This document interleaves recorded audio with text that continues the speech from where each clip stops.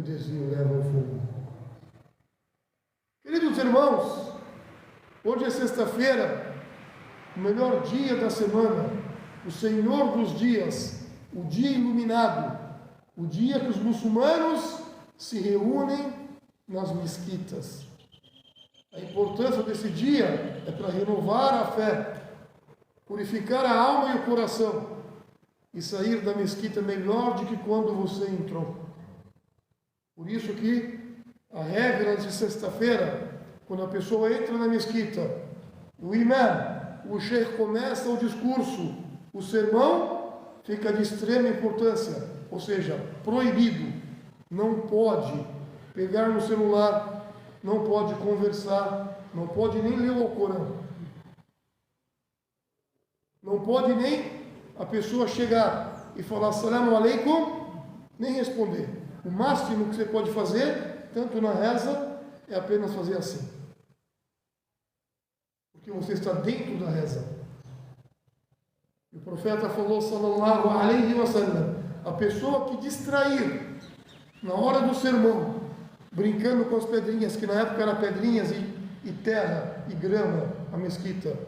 Então os sábios falam, a pessoa que distrair brincando no tapete, ele perde a recompensa de sexta-feira. Ou como disse Muhammad sallallahu alaihi wasallam. Vamos falar nesse dia nobre sobre o grande profeta e mensageiro, conhecido como Isa ibn Maryam, Jesus, filho de Maria, alaihi salatu wassalam. Jesus, no Alcorão, detém uma das mais altas estaturas entre os profetas, alaihi salatu wassalam.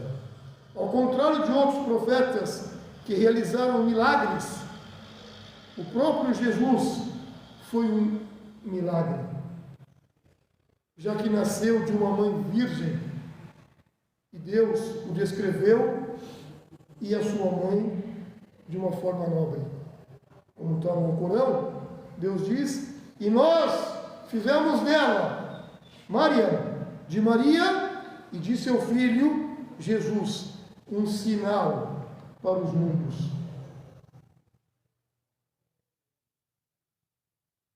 Assim, no Alcorão, Jesus é descrito como tendo muitos milagres que não foram concedidos a outros profetas e mensageiros. Por isso que Deus Todo-Poderoso diz, e concedemos a Jesus, filho de Maria, claros milagres. O que vem a seguir então, não há dúvida alguma, que é uma descrição dos milagres realizados por Jesus, mencionado no livro nobre Al-Qur'an Al-Karim. Primeiro, devemos entender sobre a mesa servida, Al-Ma'ida, como está no Alcorão. A mesa servida com alimentos. A quinta surata do Alcorão, ou o quinto capítulo, Al-Ma'ida, a mesa servida, que recebeu seu nome por causa desse milagre de Jesus.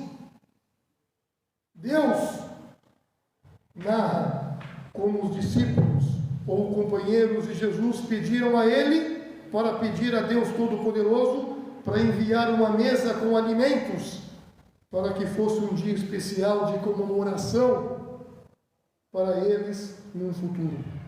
E assim Deus diz, quando os discípulos, os companheiros de Jesus disseram, ó Jesus, filho de Maria, poderá o teu Senhor fazer-nos descer do céu uma mesa servida? Ele respondeu, temei a Deus e sois crentes verdadeiros. Tornaram a dizer, desejamos desfrutar dela para que os nossos corações sosseguem e para que saibamos que nos tens dito a verdade e para que sejamos testemunhas disso.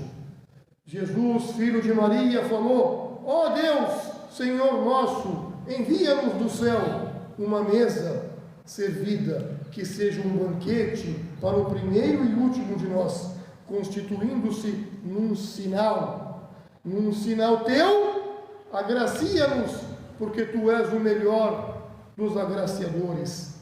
Uma vez que a ocasião era para ser um festival recorrente, é provavelmente a última ceia, também chamada de ceia do Senhor. Devemos entender que Eucaristia ou comunhão, a Eucaristia sempre tem estado no centro da adoração cristã. E assim, a própria enciclopédia britânica diz: a Eucaristia é um sacramento cristão comemorando o ato de Jesus em sua última ceia, com seus companheiros e discípulos.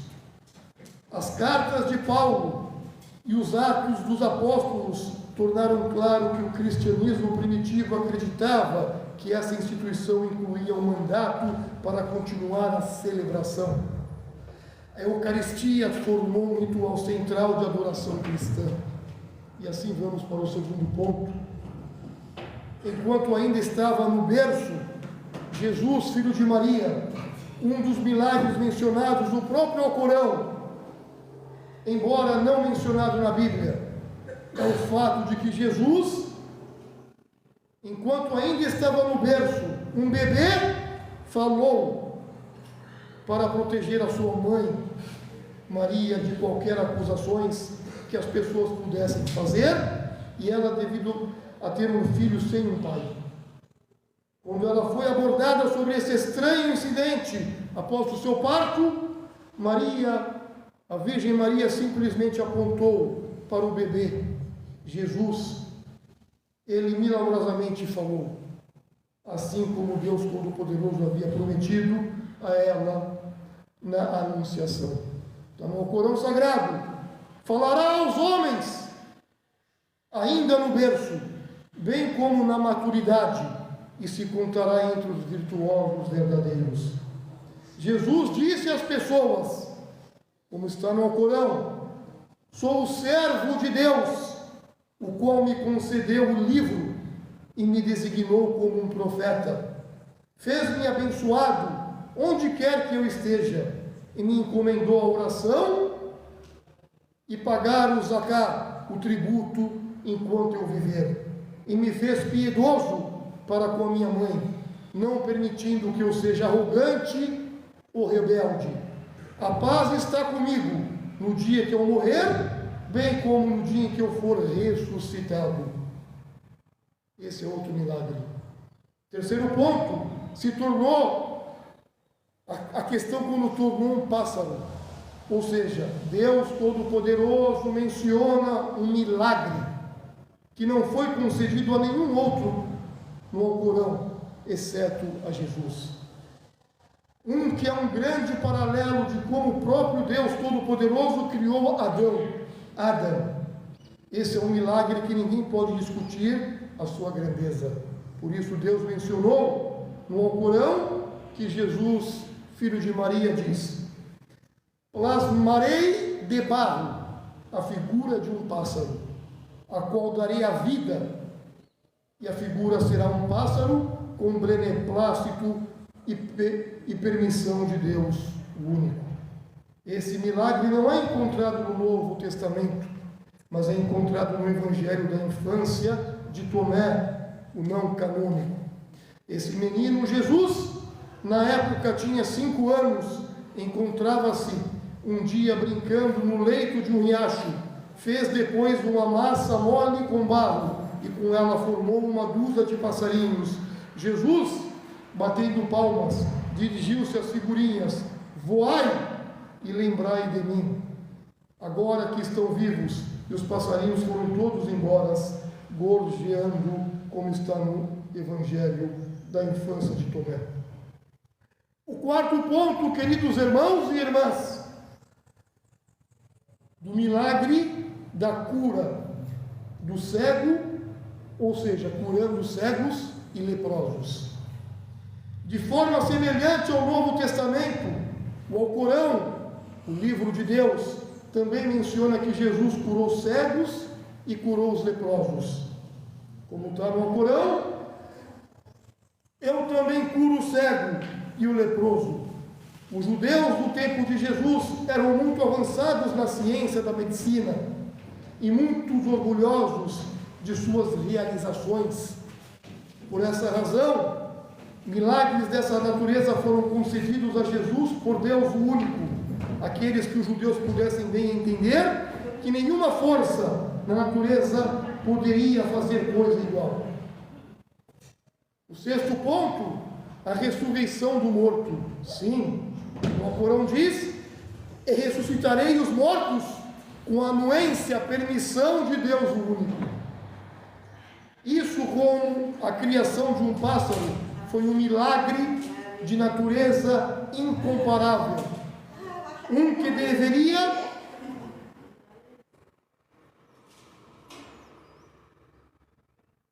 ter feito os judeus acreditarem na missão profética de Jesus, sem nenhuma dúvida. Sim, no Novo Testamento, lemos 3 casos nos quais Jesus trouxe os mortos de volta à vida com a permissão total de Deus. É colocado que a filha de Jairo, no Mateus, colocando o filho da viúva em Naim. E isso também, eles colocam o sexto ponto, as provisões do amanhã, ou as provisões do agora. Foi concedido a Jesus o milagre de saber quais pessoas tinham acabado de comer e também o que elas mantinham em estoque para os dias futuros. O Alcorão relata que Jesus, o mensageiro de Deus, filho de Maria, diz: vos revelarei o que consumis e o que entesourais ou guardais em vossas casas. Nisso há um sinal, sem dúvida, para vós, se vocês são verdadeiros fiéis. Uma demonstração de verdade, de forma semelhante a outros profetas. Jesus, filho de Maria, alaihi salatu wassalam, realizou milagres para convencer os céticos da sua verdade, não para demonstrar sua divindade. Jamais. O Corão diz: nisso há um sinal para vós, se sois verdadeiros fiéis, crentes. Esses milagres foram realizados apenas pela vontade, permissão de Deus. E se Ele não desejasse que ocorressem, eles nunca teriam acontecido. Deus afirma isso de forma explícita no Alcorão, dizendo que eles aconteceram pela permissão, pela vontade de Allah, pela permissão de Deus. Embora os muçulmanos não possam confirmar a Bíblia através de certas narrações, afirma que Jesus às vezes falhou na realização de milagres. Uma vez, quando Jesus tentou curar um homem cego, ele não foi curado após a primeira tentativa e Jesus teve que tentar uma segunda vez. Em outra ocasião, ele não pôde fazer quaisquer milagres lá, exceto por suas mãos sobre algumas pessoas. Sobre algumas pessoas doentes e curá-las. Permanece então o fato de que não foi através da sua própria vontade que Jesus ou qualquer outro profeta realizou milagres. Ao contrário, eles foram realizados somente pela vontade de Deus, o Todo-Poderoso.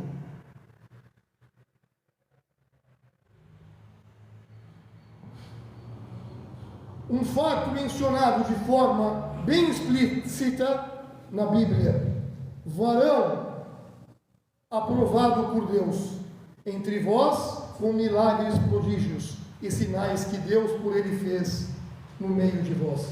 Então a religião do Islã, ao lado do cristianismo, é a única religião mundial importante que reconhece sem dúvida alguma Jesus, filho de Maria.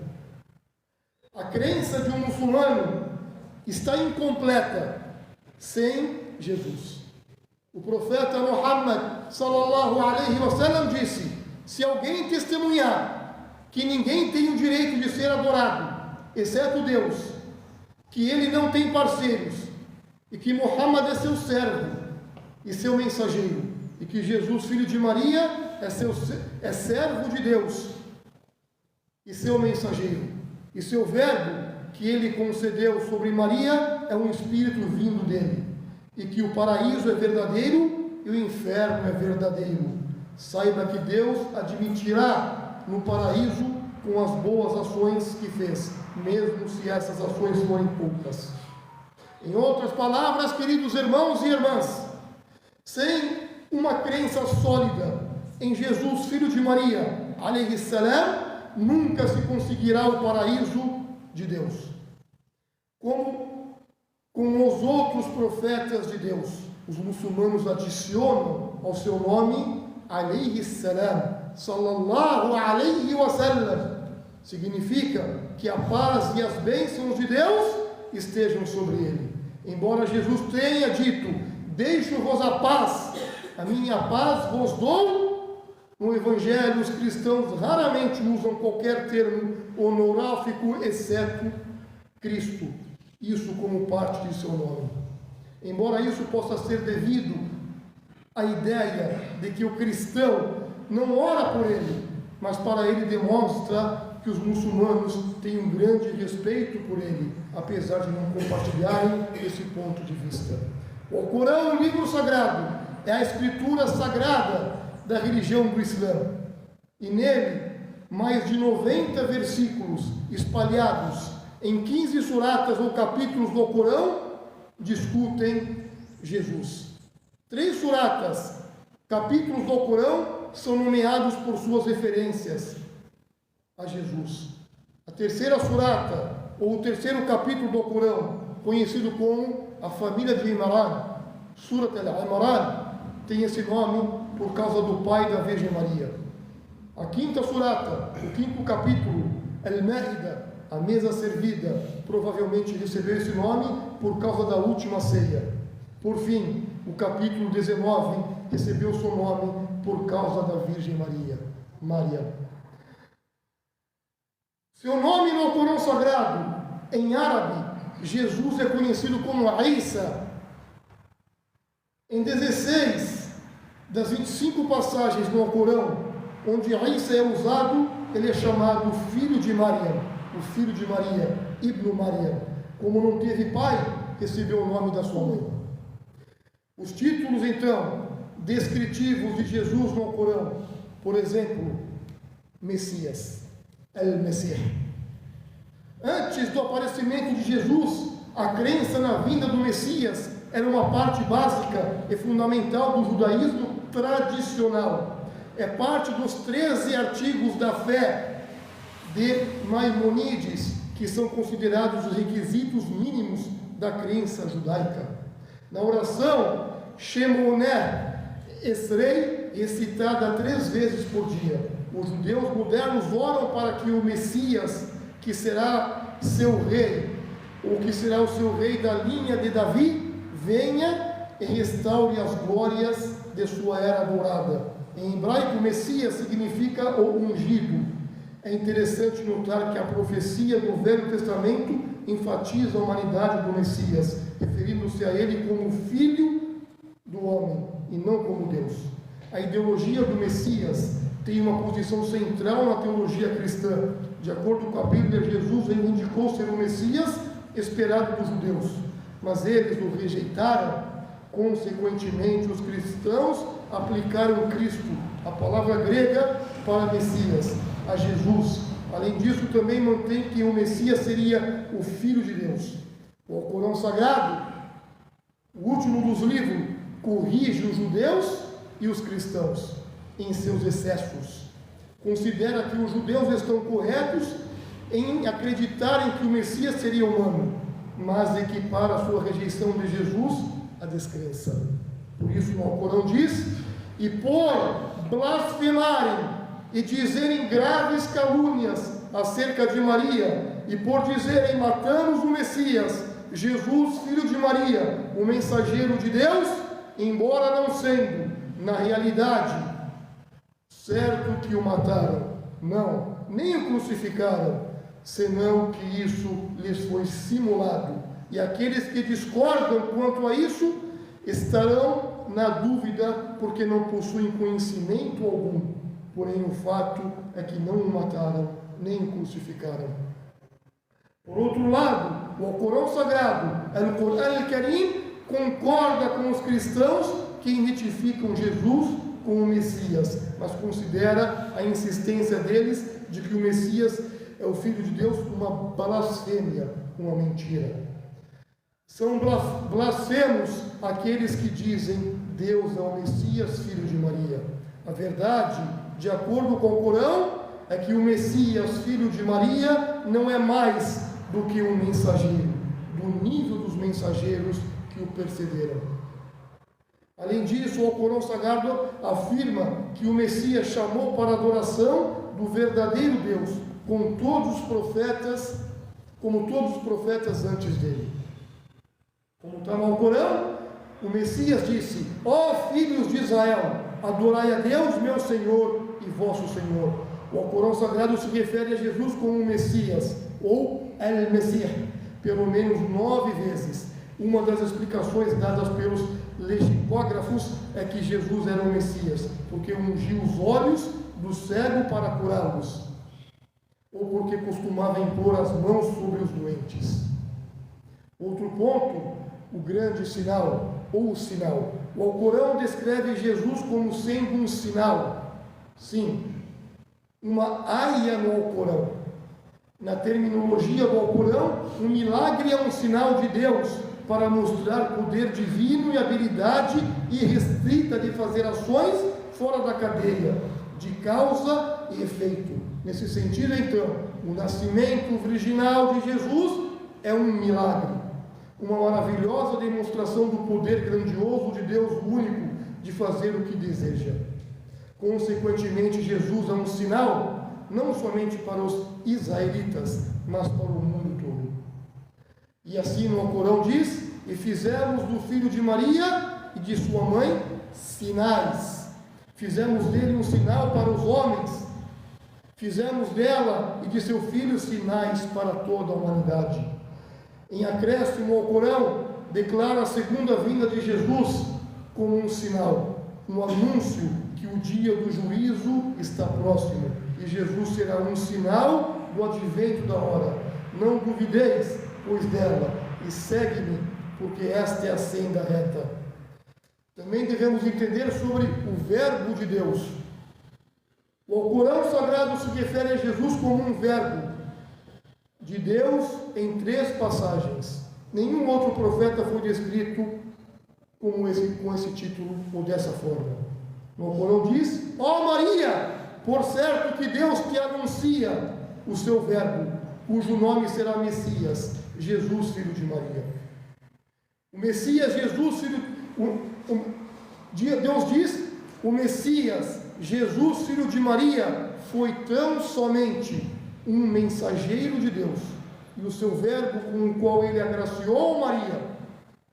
Deus te anuncia o nascimento de João, que corroborará do verbo de Deus. Os cristãos acreditam que o primeiro capítulo do Evangelho de João, Jesus é identificado como o verbo. Logos, em grego, encarnado ou feito carne. No princípio era o verbo, e o verbo estava com Deus, e o verbo era Deus. E o verbo se fez carne e habitou entre nós, cheio de graça e de verdade. A ideia cristã do Logos é completamente diferente do entendimento da religião do Islã. Simples, do verbo. A ideia do grego Logos pode ser traçada até o filósofo do século VI antes de Jesus. Ele propôs que havia um Logos no processo cósmico anólogo ao poder de raciocínio no homem. O filósofo judeu que falava grego, Filó de Alexandria, ensinou que o Logos era o intermediário entre Deus e o cosmos. Os escritos de Filó foram preservados e aparecidos pela igreja e forneceram a inspiração para a sofisticada teologia filosófica cristã. A identificação de Jesus com o Logos foi posteriormente desenvolvida na igreja primitiva, mas com mais base nas ideias filosóficas gregas do que nos temas do Velho Testamento. Esse desenvolvimento foi ditado por tentativas feitas pelos teólogos e apologistas cristãos primitivos para expressar a fé cristã em termos que seriam inteligíveis para o mundo helenístico e impressionar seus ouvintes com a visão que o cristianismo era superior ou herdeiro do melhor na filosofia pagã. Então, o Islã, a religião do Islã fornece explanação clara, simples, de como Jesus era um verbo de Deus. Mas primeiro, o processo de procriação humana deve ser entendido. O poder de Deus está por trás de tudo e de todas as coisas. Toda vez que Deus decidia fazer algo, como dar vida ou causar morte, Ele diz a palavra, seja. E assim acontece. Deus falou, Ele é quem dá a vida e a morte. Quando decide algo, diz somente, seja e é. O primeiro passo na procriação humana é a união biológica entre as células reprodutivas do homem e da mulher, além da vontade de Deus. Como Jesus nasceu sem um pai, não foi concebido por célula de esperma masculino. Ao invés disso, sua criação semelhante à de Adão, é atribuída exclusivamente ao verbo de Deus. Seja, Deus diz, o exemplo de Jesus ante Deus, o exemplo de Jesus ante Deus é idêntico, igual ao de Adão, que ele criou do pó. Então ele disse, seja, e foi. O Alcorão dá detalhes da concepção de Jesus. Maria, ou Maria, não engravidou de um homem.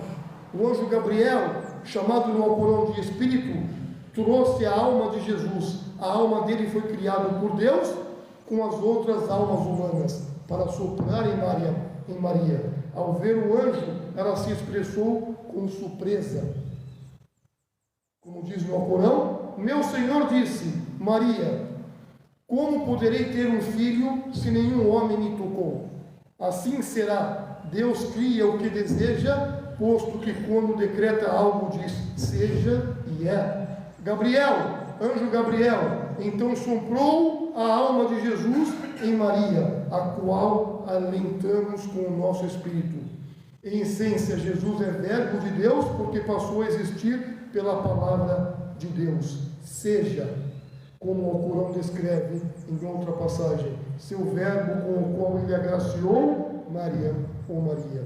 E também devemos entender o Espírito de Deus. No Alcorão, Deus Todo-Poderoso atribui certas criações a si próprio, como uma forma de respeito e honra. Por exemplo, Deus Todo-Poderoso chama a sagrada mesquita em Meca de minha casa, como forma de veneração. Deus diz, e estipulamos a Abraão e a Ismael, dizendo-lhes, purificai minha casa para os circundantes da Caba, e retraídos os que genuflectem e se prostram. O Alcorão também descreve Jesus como um espírito que vem de Deus, Maria, a quem alentamos com o nosso espírito, um espírito criado por Ele, a qual alentamos com o nosso espírito. Jesus é um espírito, ou mais corretamente, uma alma criada por Deus, trazida por Gabriel, um anjo poderoso de Deus, e soprou em Maria, a qual alentamos com o nosso espírito. Jesus não era uma parte, pessoa ou atividade de Deus que se separou e habitou em Maria. É chamado um Espírito de Deus como um símbolo de respeito e honra e nobreza, não de divindade jamais. Da mesma forma, Deus também dá a Adão essa característica de ser seu Espírito. Deus disse, quando ordenou aos anjos para se prostrarem para Adão na sua criação, falou, quando o tiver plasmado e alentado com o meu Espírito, prostrai-vos ante ele.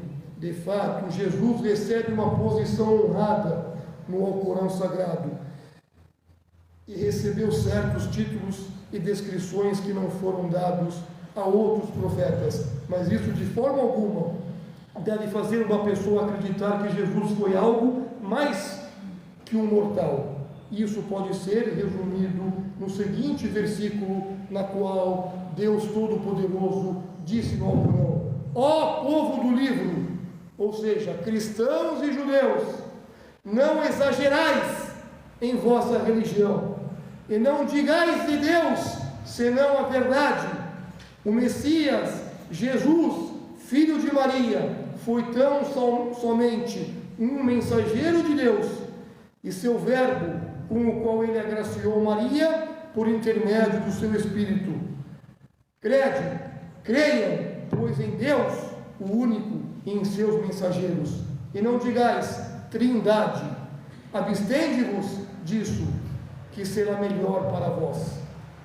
Sabei que Deus é uno, o único, glorificado seja, longe está a hipótese de ter tido um filho. A ele pertence tudo quanto há nos céus e na terra. E Deus é mais do que suficiente, o guardião. É isso que nós, muçulmanos, acreditamos sobre esse grande profeta, Jesus, filho de Maria, alayhi salatu wassalam. Barakallahu fikum fil Quran Karim, fastaghfiruhu, innahu ghafurur rahim. Supliquem, invoquem a Deus, peçam a Ele o único, nesse exato momento nobre.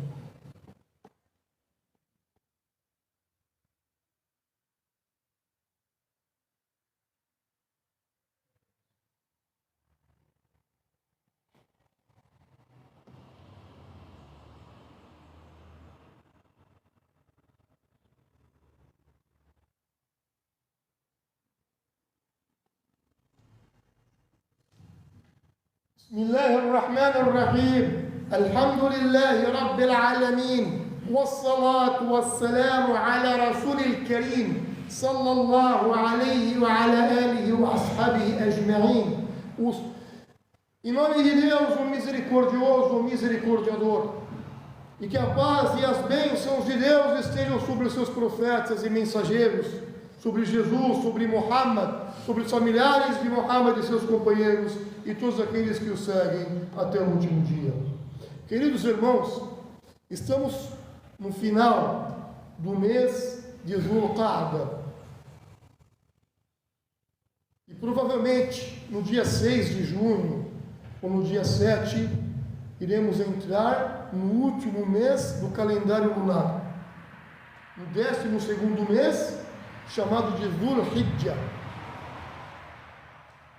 E sobre esse mês, em especial, os 10 primeiros dias desse mês, o profeta Muhammad, sallallahu alaihi wasallam, ele disse: não há obras virtuosas melhor do que esses dias, os 10 primeiros dias de Dhul-Hijjah.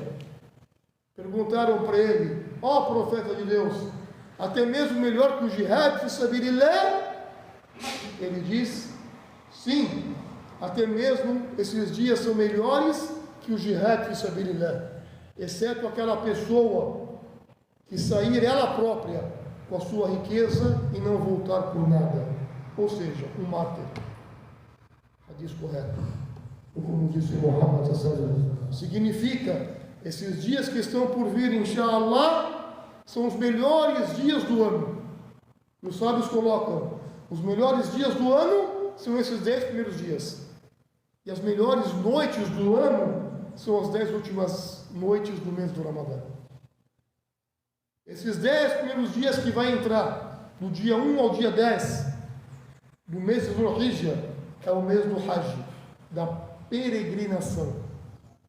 É o mês que os muçulmanos que têm condição física e saúde, eles vão a Meca fazer o ritual de purificação da alma, fazer o ritual que Ibrahim, que Ismail, que Muhammad alayhim as-salatu was-salam fizeram.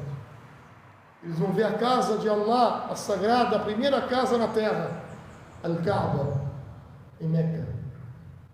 Esses dias tem o dia a qual Ibrahim foi recomendado a sacrificar o teu filho Ismael como um teste. E Deus mandou um cordeiro, uma ovelha do céu.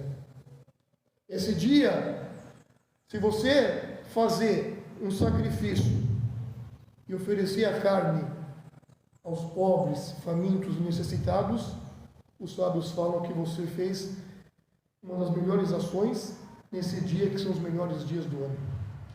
Esse dia é recomendado jejuar, um jejum para Deus, o único Todo-Poderoso. Jejum voluntário, principalmente no dia 9, que é o dia de Arafá, o dia que os muçulmanos estão reunidos em um único lugar e Deus manda os anjos descer naquele lugar com a misericórdia e o perdão.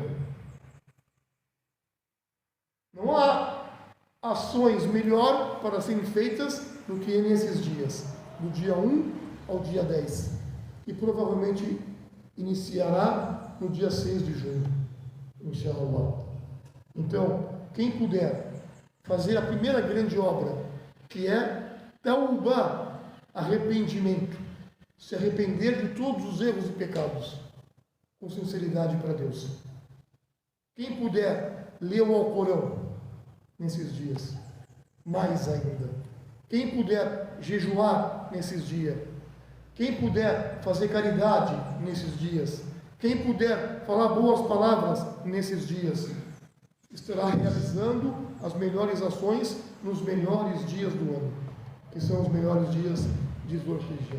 Wallahu a'lam. Ou como disse Muhammad sallallahu alaihi wasallam. Então vamos ficar atentos, porque no dia 10 de Dhul Hijjah vai ser o dia de Eid al-Adha, dentro dos melhores dias do ano, inshallah. Então, queridos irmãos e irmãs, vamos nos apegar a Deus, que isso é oportunidade de aproximação e purificação da alma, que Deus está dando para nós. Agradecem a Deus e pratiquem e sejam benevolentes dentro do Islã. Inna Allah wa malaikatahu yusalluna ala an-nabi ya ayyuhalladhina amanu sallu alayhi wa sallimu taslima. Allahumma salli ala Muhammad wa ala ali Muhammad kama sallaita ala Ibrahim wa ala ali Ibrahim innaka Hamidun Majid. Wa baraka ala Muhammad wa ala ali Muhammad kama barakta ala Ibrahim wa ala ali Ibrahim innaka Hamidun Majid. اللهم أعزة الإسلام والمسلمين. اللهم ارحم المؤمنين والمؤمنات المسلمين والمسلمات الأحياء منهم والأموات. اللهم إنا نسألك علما نافعا ورزقا واسعا وشفاء من كل داء. اللهم إنا نسألك علما نافعا ورزقا طيبا وعملا متقبلا. اللهم أعتق رقابنا ورقاب أبائنا وأمهاتنا من النار يا رب العالمين. اللهم تقبل منا أنت السميع المجيب.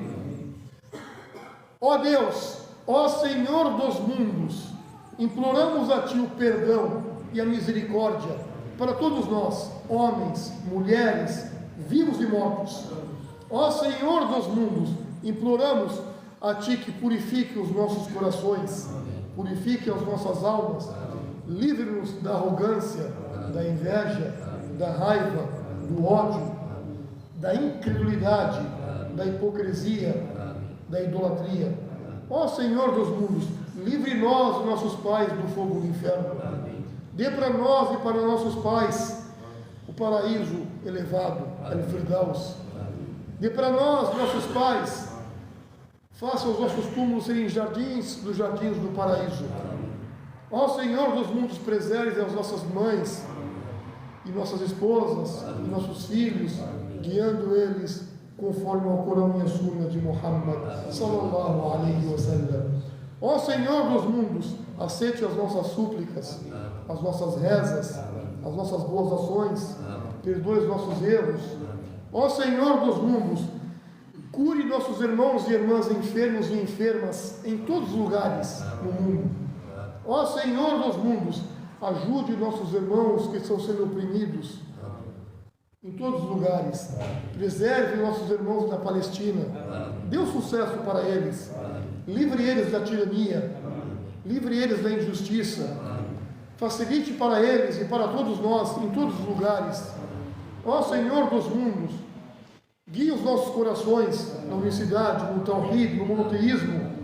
Faça nós termos conhecimentos e praticarmos a Sunna de Muhammad sallallahu alaihi wasallam com amor. Faça termos esperança na sua misericórdia.